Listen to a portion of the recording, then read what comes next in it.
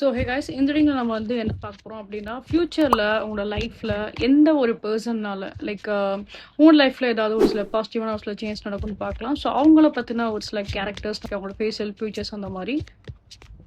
So இவங்களால அவங்களோட லைஃபுக்கு ஒரு நல்ல ஒரு பெனிஃபிட்ஸ் வந்து இருக்க தான் செய்யும். Okay, get the light skin, okay, the black hair, light skin, black hair and short ஹேருமே வந்திருக்கீங்க. Get the beard as well,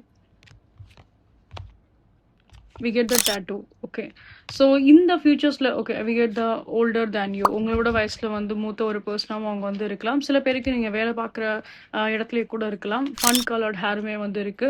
so அவங்களுக்கு இந்த மாதிரி லைக் இந்த மாதிரி டேட்டூ போடுறதோ, இந்த மாதிரி ஷார்ட் ஹேர் வைக்கிறதோ, இல்லை இந்த மாதிரி ஹேர் கலரிங் பண்ணுறதோ, அந்த மாதிரி சில விஷயங்கள் இருக்க ஒரு பர்சனாகவும் இருந்திருப்பாங்க.